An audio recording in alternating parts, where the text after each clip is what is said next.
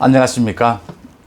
요즘 법무부와 검찰, 그러니까 박범계 장관과 김호수 신임 검찰총장이 검찰 고위직 인사를 하고 이제 검찰 조직 개편을 하고 있는데, 아무리 국민의힘 전당대회가 걸려있는 와중이라고 하지만 사람들이 별 관심이 없는 것 같아요.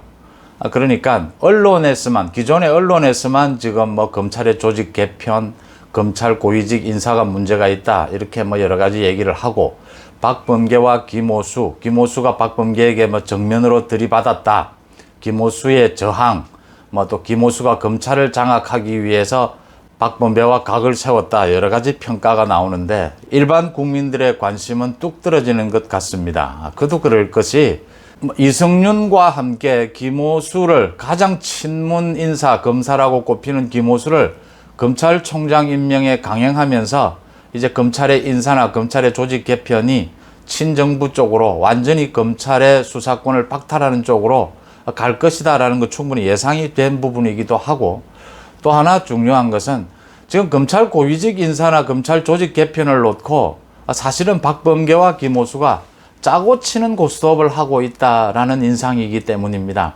그러니까 지난 고위직 검사장급들 인사에서 이성윤, 피의자인 이성윤을 승진을 시키고 한동훈을 그대로 법무연수원에 그대로 두면서 김호수가 다른 의견을 내놓았다. 지난 4.12 검찰 인사를 하기 전에 3일 김호수와 박범계가 만나서 뭐 오랫동안 협의를 했다라고 하는데, 다른 의견을 내놓았다라고 하지만 거의 받아들여지지도 않았어요. 받아들여지지 않았는데도 뭐 김호수는 검찰 내부에서 이번 인사를 놓고 도저히 받아들일 수 없다, 이런 얘기들이 계속 나오는데도 김호수는 또 별 말 없이 넘어갑니다. 이번 조직 개편, 이제 검찰에 남아있는 그 6대 범죄, 선거사범을 비롯해서 6대 범죄 수사권만 검찰에 남아있는데, 이런 사건에 대해서도 수사를 하기 전에 법무부 장관의 승인을 받아라는 거거든요. 이렇게 되면 사실상 검찰총장이나 좀 심하게 이야기하면 대검이 필요가 없어진 상황이 됩니다. 이제 이렇게 조직 개편을 하려고 하는 것, 이제 검찰의 수사권을 완전히 제한을 하겠다라는 것이죠. 이렇게 하는 것에 대해서 이제 김호수가 강력 반발하고 나서고 이러는 정황들을 보건대 지금 법조계 주변에서는 박범계와 김호수가 짜고 치는 고스톱이다. 이건 지금 인사는 박범계가 마음대로 하고 조직 개편, 검찰의 조직 개편은 김호수 체면이 있으니까, 김호수는 또 검찰 조직을 장악해서 나름대로 총장으로서 업무를 다해가야 하니까 김호수 체면도 좀 살려주면서 적당한 선에서 검찰 조직 개편은 타협을 할 것이다. 박범계가 약간 양보하는 쪽으로 타협을 할 가능성이 높다. 그래서 결국 짜고 치는 고스톱이다. 그걸 가지고 지금 기존 언론에서는 뭐 김호수가 항명을 했느니, 김호수가 친문에 등을 돌리느니 뭐 이런 분석들이 나오는데 전혀 그렇지 않다라는 게 법조계 주변에서의 분석입니다. 그러니까 박범계가 청와대와 조율을 해서 적정한 선에서 검찰 조직 개편, 이 검찰 조직 개편 문제는 박범계가 약간 양보를 할 걸 예상을 하고 내놓았다, 이렇게 보여요. 이게 왜 그러냐 하면은 지금 검찰 조직 개편은 대통령령인데 이게 현행 실정법을 어기는 부분이 있기 때문입니다. 그러니까 모든 검찰이 수사를 하는 부분에 있어서 법무부 장관의 사전 승인을 받아라라고 하게 된다면 이 검찰적 법에도 위반이 되는 것이고, 검찰 중립, 모든 것을 위반하게 되는 것이죠. 그래서 뭐 김호수가 승부수를 던졌다 하는데 사실은 그거보다는 이렇게 법에, 현행 법에도 어차피 어긋나는 부분이 있기 때문에 이런 부분들을 조정은 해야 된다. 지금 김호수도 대검의 부장회의 통해서 공개를 하면서 부장회의에서도 전원이 반대를 했다지 않습니까? 지금 대검의 간부들도 전부 친문 검사들로 다 채워져 있습니다. 그러니까 다 한통 속인 거죠. 그러면서도 이야기를 하는 것이 이제 이건 현행법, 실정법에 위반이 된다. 그래서 그런 부분들에 대해서는 일정 부분 박범계가 양보하는 선으로 형식을 빌어서 아마 타협을 할 것이다. 그래서 다음 주에는 조직 개편안에 따라서 검찰 중간간부 인사를 하지 않겠느냐, 이런 예상들이 나오고 있습니다. 그러니까 박범계가 김호수 총장이 뭐 검찰 조직 개편에 대해서 반발하는 걸 두고 상당히 세다, 법리에 대한 견해차가 있는 것 같다, 대화로서 뭐 풀어보겠다, 이렇게 얘기하는 건 모두 쇼다, 이렇게 보시면 되지 않겠나, 이렇게 보입니다. 법조계 주변에서도 모두 그렇게 봅니다. 상당히 셀 걸 예상을 하고 자기가 양보할 거 어디까지인가 다 예상을 하고 지금 언론 앞에서 연출을 하고 있다, 이렇게 보입니다.